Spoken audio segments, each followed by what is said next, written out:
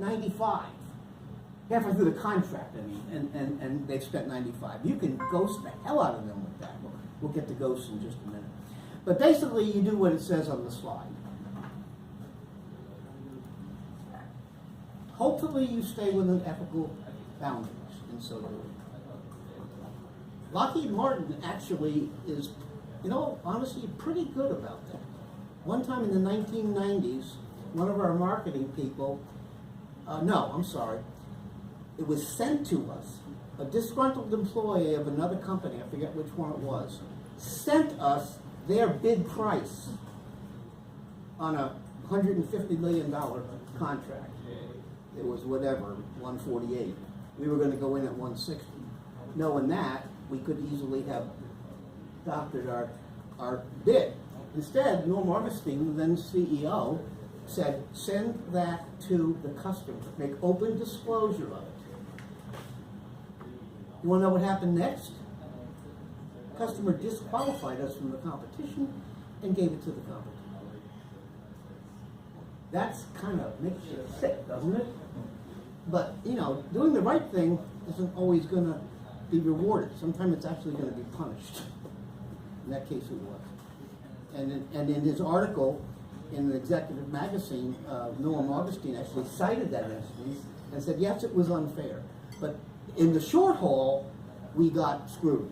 Okay? But in the long haul, the ethical reputation we have developed has probably helped us more than what we lost on that, if you follow what I'm saying. Never assume what your competition is going to do. I can remember one when this was Raytheon, as it turns out. Raytheon will never bid this low. How do you think we came out on that proposal? Decide whether or not you're going to bid, that is, whether or not you're going to submit the proposal.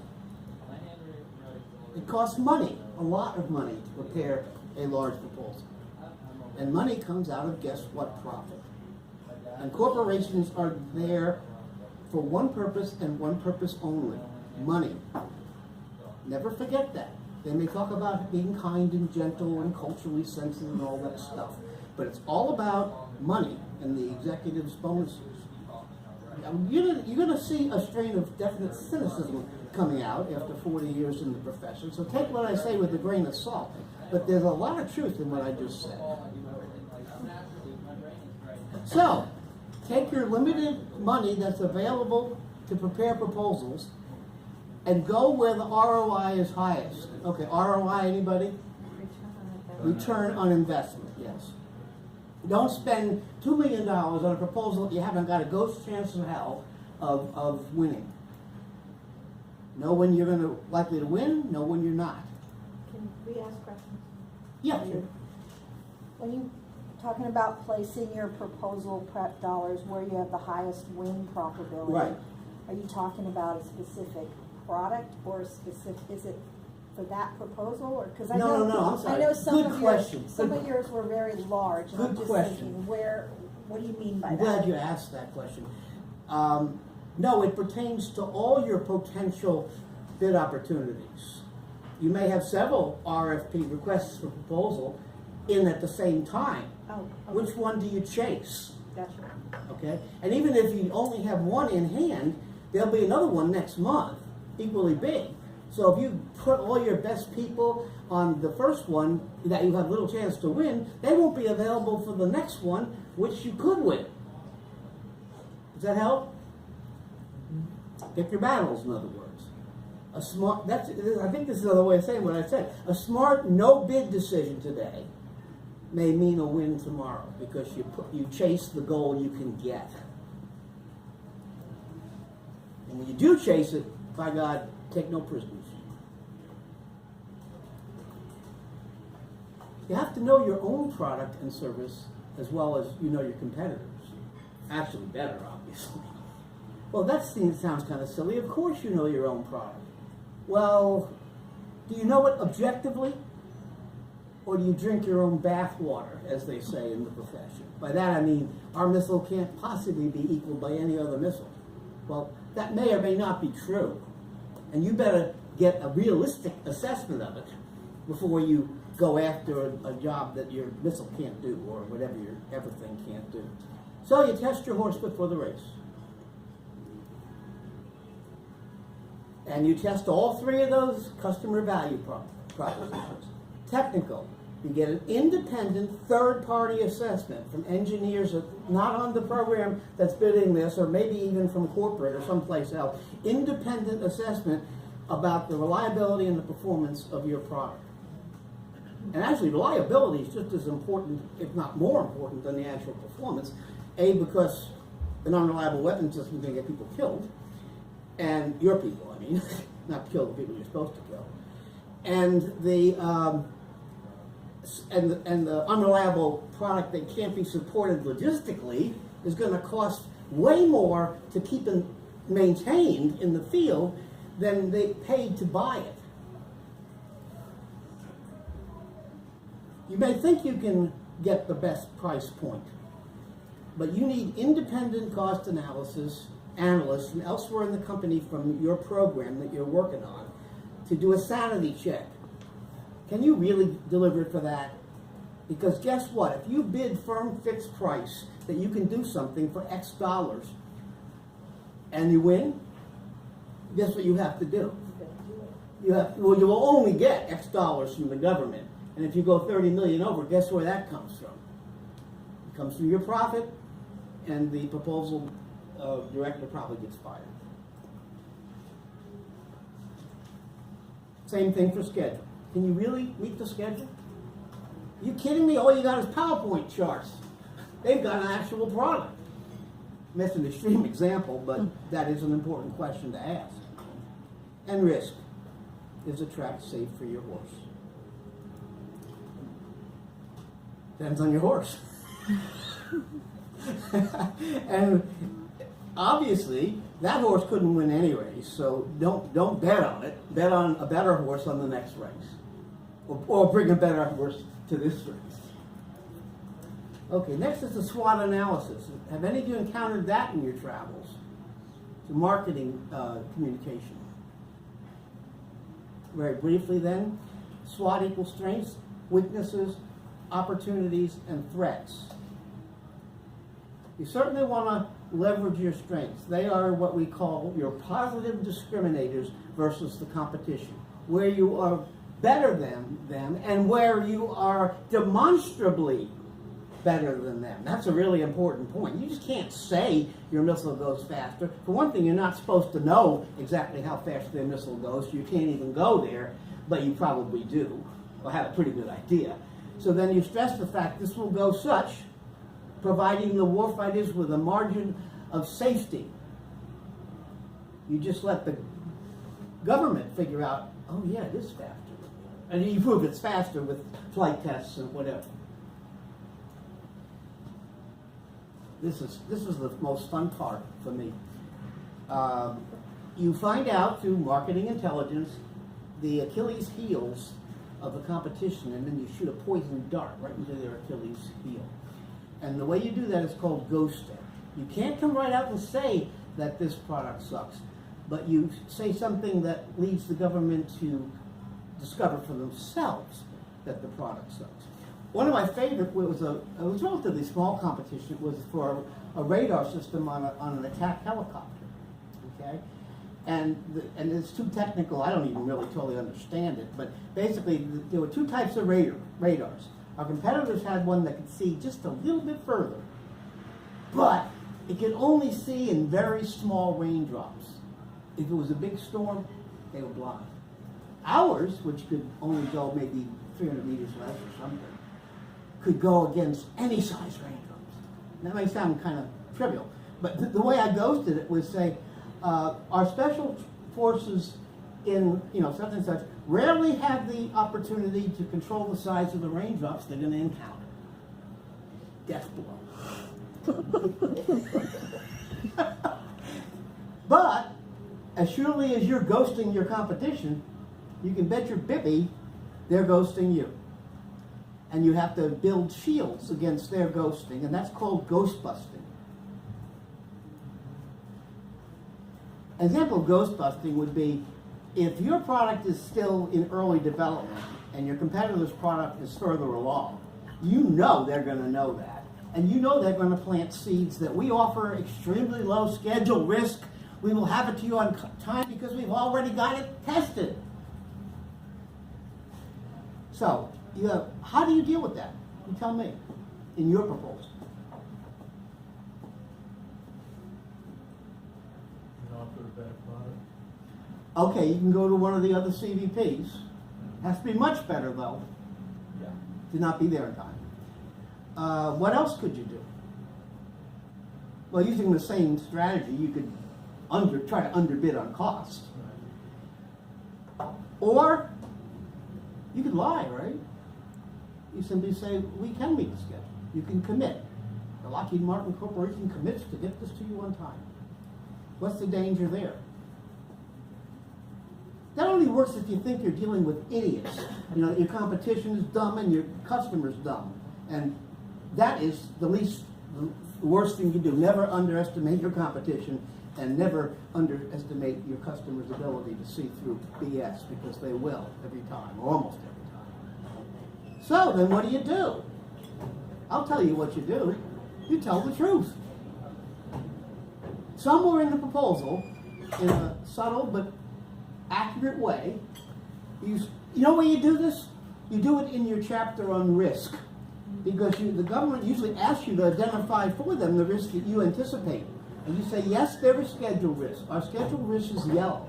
You don't want to say red, but it's definitely yellow. Because as our current schedule is projected, we would miss the deadline by 3 months. But the next thing you say is the corrective action. Oh, sorry. Mitigation. Risk mitigation. By that you'll say, we will therefore invest $20 million in company funds to have 75 extra tests of this product to accelerate development and retire the risk on schedule. So you meet it head on. The last thing you do is pretend that the risk doesn't exist. Know what your customer wants. Specifically, there are several types of solicitations. That's the RFP or the statement of work. These are typical within aerospace. These are typical in the commercial world. And then there's the three I keep harping on. Well, no, there's four here. Grant proposals. You may well be involved in that. In fact, I think you, Winfield, didn't you have a potential opportunity to work on one as an intern? Actually. It's still a proposal. Here, is you got to meet the 17 things listed that the person who's providing the grant wants you to achieve with the grant. It's really just like the proposal process. So, and the other three, same thing. So you do what we call an RFP analysis. You extract the requirements. That can be done electronically. You basically have the RFP parsed electronically, looking for keywords like shall or must or things like that, and you make a list of requirements. But you have to involve human intelligence too. You can't just take it off the computer and that's it. You have to really, so is this really a requirement or whatever? Then you make... You have an inferred requirement too. Yes, implied requirement. So you got to read the RFP 5 times. Study the evaluation criteria carefully. The example I was using there was on the Community Achievement Awards, which, of course, Lori's community won last year. We're going to come a shot at you, Lori. But in any case, the way you do that is the same way I'm sure they're doing it. Is the RFP for the STC Community Awards, it's called an application, but it's every bit of an RFP. It has like 70 items, whatever, and they worth certain points. It's the same thing. I'm giving Lori a chance to chip in here. I think she did. Well, I want to say, back in 2000, when we first went for our awards for the chapter, anyone that started that process of checking the list, what's required, what they were looking for, so that we could meet it. Exactly. And in all fairness, good luck to you all on this, because we learned from you on that when you were in our chapter, still are in our chapter, but when you were only in our chapter. And so it should be an interesting process. And it's not really competitive. I mean, you can win a level if you meet a certain point total. There can be more than one platinum. Anyhow, where was I? Oh, analyze the RFP and then structure the proposal to match it. Make it easy on the evaluators. Present the information in the same order in which it is asked for. Now, they don't give any choice on the Community Achievement Award. Yeah, the form makes you do that, okay? But that's not true with most government proposals, okay? What they will do, and I'll cover this in a minute, I'll cover it now, under outlining. First step in almost any written document is to outline it. You know that. But your outline, most of the time, should be slaved point for point to the solicitation, RFP, statement of work, whatever it is. So if they give you have to do 1 through 276, your outline should go from 1 to 276. It's not quite like that. It's usually a decimal thing, 2.1, 2.2, and like that. Well, and then, let me stay on that just for a minute. This is an argument I've had with engineers many times in my career, and I've won some and I've lost some. But almost always, you'll get the complaint, oh, this government RFP is so screwed up. It's illogical. It has subjects in 3 different places. And we can't tell a coherent story with this outline. And that usually is absolutely true, because it does come from the government. Right? But I tell them, you got to. No, we'll just do it our way, make an entirely different outline for a 1,000-page document. And then we'll create a cross-reference matrix that ties every section in our proposal to their RFP. Well, how do you think that's going to go over with your evaluator who has a week to get through this 1,000 pages? You just don't do that. It's not an easy fix either. You end up having to tell your story repetitively if it's in 3 places, but you at least got to put a reference to it, maybe a cross-reference, because the evaluator is checking the box. They're going down a list of up to thousands of requirements in a major technical proposal, and they go one by one. And if your answers are in page 86 or something that's on their page 22, you're making their life a nightmare. In theory, they're supposed to follow every cross-reference you have and fairly evaluate your proposal. What are the chances you think that they'll slough over a few requirements that you actually met under this scenario? How many requirements does it take not to meet in a technical proposal to lose? And only if the cross-reference even makes sense. Yeah. No, but I'm saying you only have to not meet, well, there's different levels of requirements, but what they call key parameters, key performance parameters, you miss one of those, you're out.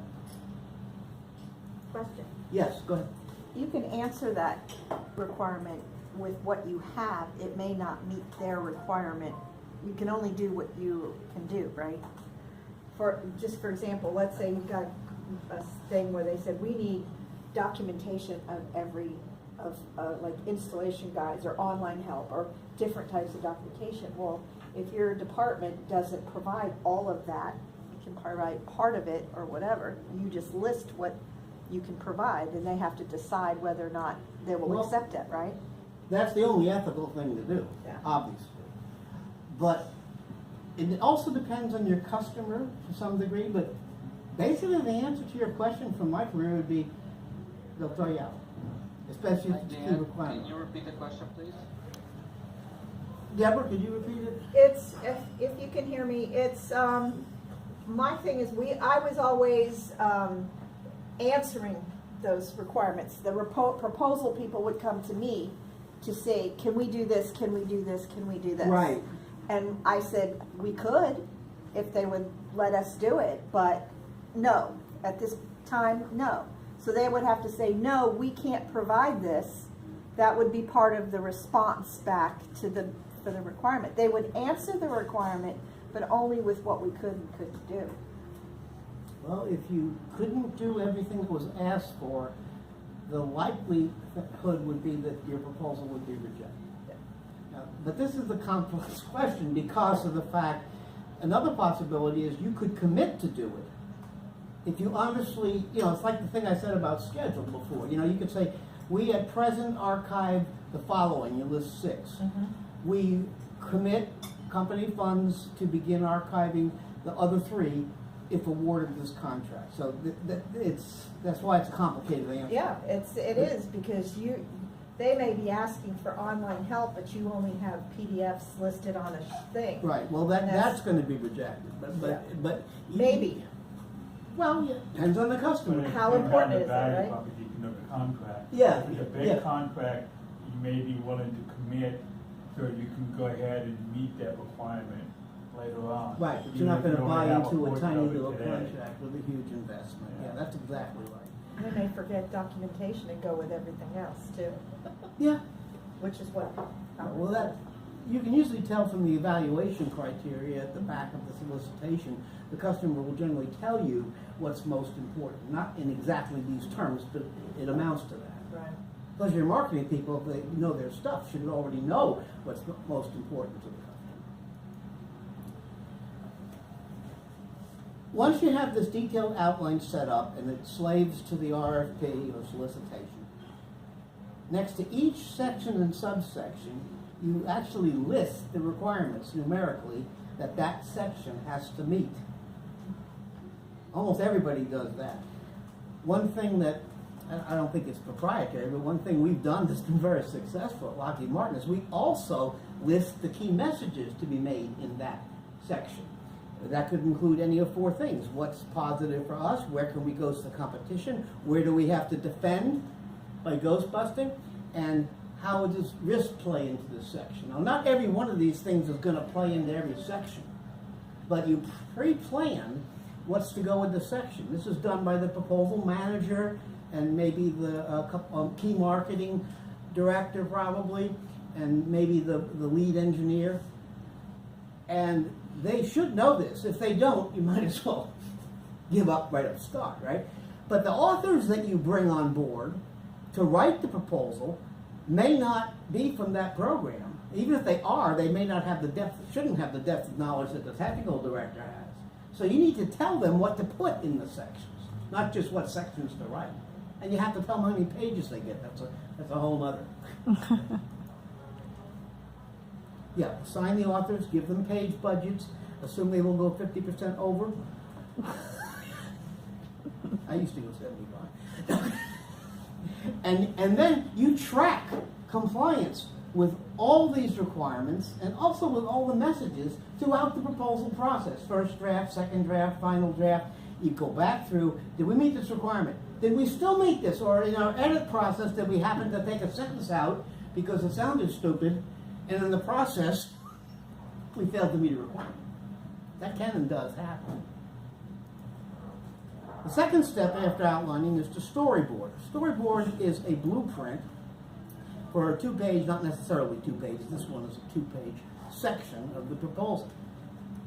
The elements of a storyboard are as follows. At the top, you may have a thematic headline, although that's usually done only on executive summaries. You always, on the lead sections of the proposal, should have a thesis statement. That's, you can't see me pointing, but that's the little block at the top of type, and 1 to 2 sentences that are the takeaway message you want the customer to have from that section of the proposal. That's critical, and it needs to be done early. You haven't even written your section yet, but in your storyboard you should have written those first 2 sentences. They may not be elegant yet, they won't be unless your tech writer has gotten involved, probably. But they need to be there. Because The next element is the topic sentence or topic phrase of the paragraphs of text you're going to write. And those paragraphs have to support the takeaway in the thesis sentence. The next thing you do is sketch the art. You don't have to actually have the art. You can put it in a table that's empty. You probably won't have data for it yet. You got to conduct tests before you can populate the table. But you have to know what the table is, and the figures and tables need to support the text. So you actually are familiar with calling out a figure or table or referencing it in the document? It means, like, in parentheses next to a sentence in the document, you say, see figure 1, see table 8, whatever. Those have to tie to the figures and tables that prove the things that were just stated in that statement. And then finally, you actually write the captions for the figures and tables, even if you don't have them yet. Well, how do you do that? Well, you better know what you're going to put in that figure. And what message is it delivering? What value is it supporting? What customer value is it supporting? What risk is it retiring? What is it doing for you? You need to tell the audience what's in the figure or table, or explain it very briefly, especially if it's a complicated technical diagram or lengthy table. Why do you do this? Why don't you just start writing? You got an outline. Why do you never draft before storyboarding? Because that's like building a house without a blueprint. You're going to end up with a mess. And I've lost this battle many times, and that's what happens. There's 3 major reviews in our company for a big proposal. Pink team, which reviews the first draft. No, I'm sorry. Blue team, which reviews the storyboards. Pink team reviews the first draft. And red team reviews the final drafts when it's almost ready to print. Okay? At each stage, they check for compliance with requirements. They check for marketing messages. They check especially for substantiation of claims. You have to prove everything. You can't just say it. A major advantage of storyboarding is it gives you a way to involve the stakeholders early. You can get management buy-in on your win strategy, your key messages, your outline, and your storyboards before you've ever written the proposal. They should sign off on it. And if they think a certain section is stupid from what they see in the storyboard, well, you'd better change it, because you know they have the power to force you to change it after you've already written it, and will do so, because they can, whether they're right or wrong. They're sometimes right. You may want to have a third party at the storyboard reviews. Third party being somebody not on the program that is bidding. You keep involving your stakeholders at each stage in the preparation process, and the payoff for this is that it avoids the last minute change where the biggest shot on executive row comes in and reads your final draft and says, wrong. You end up having to redo the entire proposal in the last week. I've seen that happen. And usually, even if the person is right, you don't want to hear that at the 11th hour. And if the person's wrong, you want to have had a chance to convince him or her at the storyboard stage, not when you're practically ready to mail the proposal. That brings me to the elephants. Elephants is our code word for people who are on the 7th floor of the tower, or the executive row, if you would. And this, as this diagram indicates, there are different species in any company. The top, the highest level is elephants. The lowest level is mice. Guess where tech writers tend to be in the equation? Okay? So, how can mice survive in a corporate jungle filled with elephants? Well, fortunately I have for you the Mouse's Guide to Survival in an Elephant's World. 7 rules. 1 is to hide. That's called keeping a low profile. Example, this is back in the 80s. I had a young editor working in my group. And she liked to curry favor with the vice president, so on her way home each night she would make sure she went by executive row and how you doing and stuff. Well, one night she did that at 5 o'clock and the rest of us had gone. And he said, "Hi, Sylvia," but he doesn't see Sylvia. He sees a 75 view graph PowerPoint, wasn't